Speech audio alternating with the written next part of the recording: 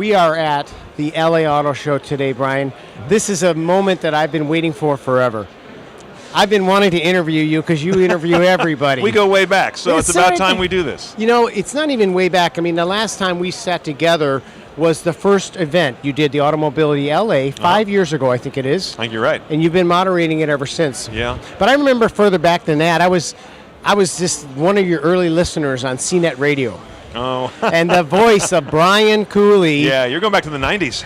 That's right. Yeah. I'm glad you gave me the date because I couldn't remember how far back it was. Yeah. I started working for Intel around 2000, and I must have been taking in all your geek wisdom 10 years before that. Hope it didn't screw you up. Well, you know, that's really the thing I wanted to ask you is, what's changed since then? Were you really automotive back then? Have you become more automotive That's focused? what's interesting, Joel, is that we didn't do automotive in those days. Back in the late 90s when we had our first CNET Radio News podcast, automotive wasn't on the radar. Cars weren't yet connected. They weren't smart.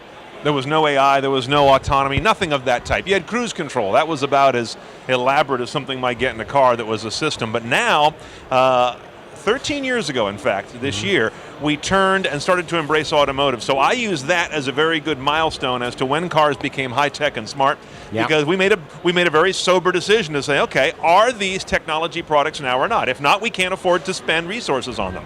And there was a mandate at that point. So we're 13 or so years into this, which is either a very short time in the history of automotive or kind of a long time if you think about it. It's not that new a trend in a sense.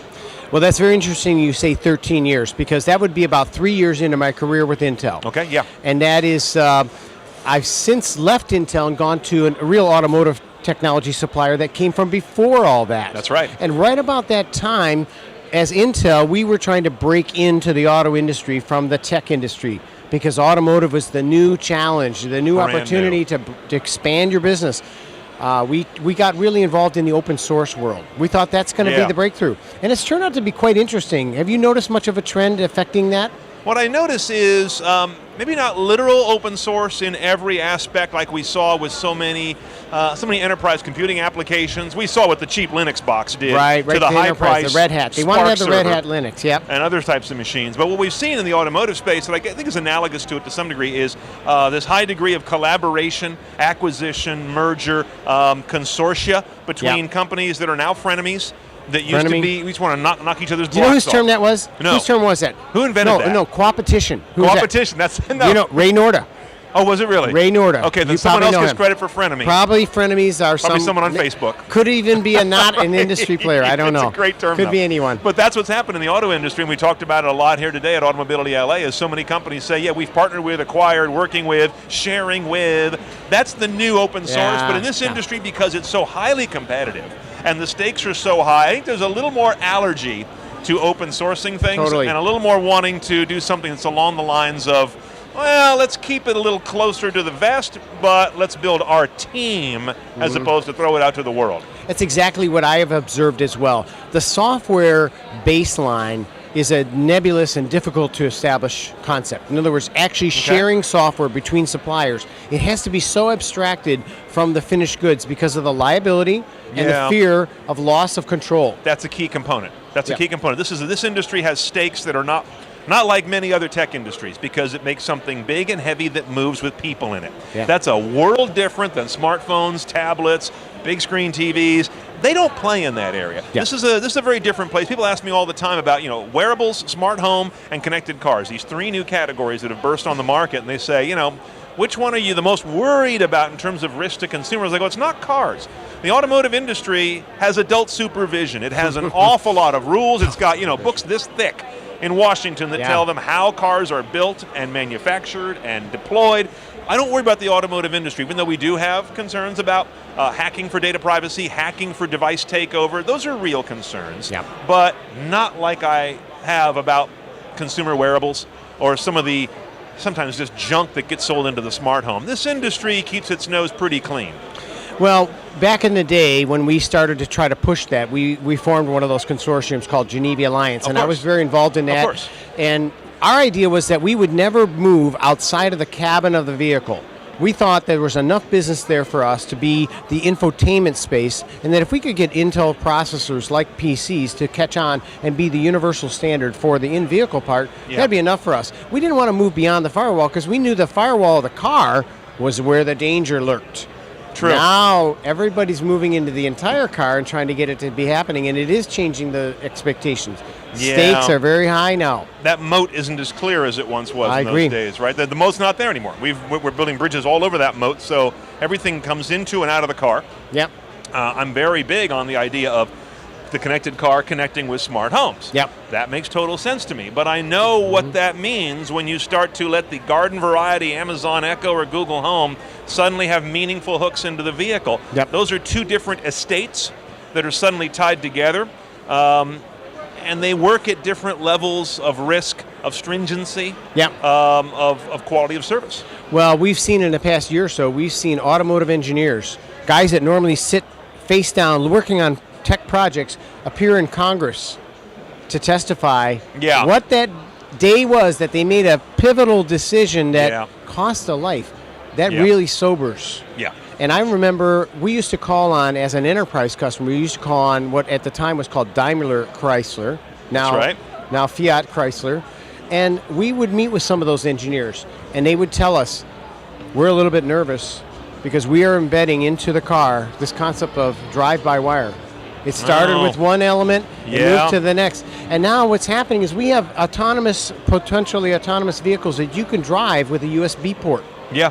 Oh, it's been proven, right? It's done. Now it's taken some hoops to jump through for hackers/experimenters, depending what color their hat is, to have done that. But the fact that there is a physical or virtual port into the car's drive systems is unimaginable 10 years ago. Yeah. I mean, it was out there, but it wasn't in production. Now, the ports are so powerfully controlled powerful because they go into by-wire systems. Yes. By-wire is a key component that a lot of people don't remember, is one of the bridge technologies that made so much magic happen, but it also, of course, brings along some risk and requires really good, rigorous technology to make sure that there are appropriate controls and feedback loops. But again, just like I don't worry much about getting on a commercial airliner, I don't worry too much about tomorrow's connected or autonomous car. Maybe I'm a bit of a booster or a rah-rah for the industry that I love so much, but I do believe that there is an awareness of the critical, not just the risk, but also the quality of service that is expected in this industry. It isn't always about danger, it's also about, wait a minute, this thing has to work perfectly. Every morning, in every temperature, every time I turn the key, or push the button, or whatever it may be. You expect it. That's a different industry than most other CE makers are in. You're right, and you do a lot of work with CE maker products. And you reminded me of another thought that I had that I'm trying to gather my thoughts on while I ramble here, and that is the respect for the automotive engineer. In some cases, it's been lost, but in other cases, it's been appreciated even higher. And so the work that I'm doing recently with Renesas Electronics is, in a way, gaining more respect or giving more respect to that difficult job that an automotive engineer takes on when he walks into the office in the morning and he designs a new by-wire system, or he or she designs a new steering control system that's going to save or damage lives. So the projects that we've been involved in and we're showcasing here at the Automobility LA, really for a first time in this cycle, is the idea of collaboration between industry, education. We've got the University of Waterloo putting 50 PhD professors on the project to develop the autonomous code that is ultimately going to end up inside of commercial products like QNX ADAS Suite. Right. And it's going to end up allowing us to learn a few things that our customers would be learning eventually. And hopefully we can save them a little bit of time. Get out in front of it. Yep. And do that hard work of testing, R&D, quality of service guarantee. With safety as the foundation, not innovation or novelty. It has to be. Safety is a foundation, and then novelty comes later. Very good way to put it. Safety first, novelty later. Novelty when you can, safety you must. And I think the interesting thing I'm also hearing at the conference here, we've heard echoes of this, but they're getting louder and louder, is we need companies to build reference designs, if you will, to build pre-engineered conceptual kits that will include some IP, some firmware, some silicon. But more than that, the wrapper has been built, the whole system. that is the reference architecture, as we used to call it in the PC space, right? This is PC stuff. Yeah, this is classic it's more than x86 that. stuff. Could be. But it's moved in terms of its think. Yes. But moving it forward now into more advanced actual physical product. But it's that idea of a reference standard and a reference architecture that was so much a part of what made the PC just take off like almost nothing in history. Yep. And pretty darn bulletproof. Oh, there are jokes about blue screens of death and all that. Well, what an amazing bulletproof platform the personal computer turned out to be, and largely because it was on a very widespread, highly sophisticated reference architecture. Yep. The majority of work, done by Intel in that area, and I see an echo of what's happening again with automotive, because we can't have every company reinvent the wheel. That is not a path to consistent quality of service and safety. Well, back then we were trying to visualize that the car PC was going to be the answer. It has not become that. But what's happened is that technology partners have to work together and establish those reference systems. So the reference systems become living laboratories, workspaces for the teams to collaborate together. And that's really resulted in some interesting things. And some of the sessions that I was able to jump in on included cities. So the smart and connected city concept is another dynamic that I don't think was happening 13 years ago.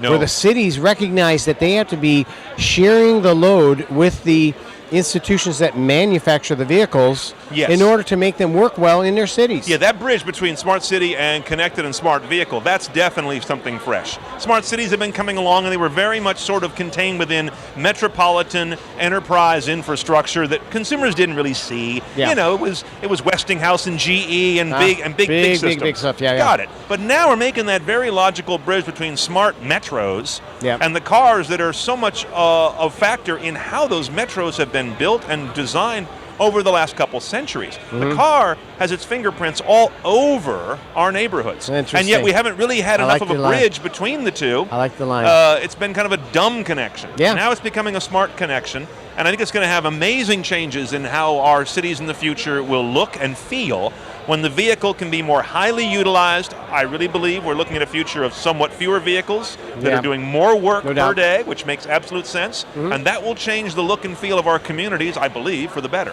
Well, it seems like all the companies, car companies, the suppliers, they all understand there's going to be some massive changes as a result of the work. Whether they admit it or not. Yeah, whether they admit it or not, they know it. Yep. We know it on the inside. And it's happened during the tenure that you described. And I think during the past 5 years that you've been running this program here, Automobility LA, the needle has moved. I think the needle's moved substantially, and it's moving. It seems it's moving faster. And I don't know when it's going to hit the red line. It's like in the cartoon. It hits the peg and it bends a little bit. It's moving so fast it's going to collide. Well, Brian, we could talk all day, but this has been great. I appreciate your taking the time to talk to me about it. It's good chatting with you, and conference. Haven't we seen some interesting times? You have. Yes. We have. Thank you very much. Good.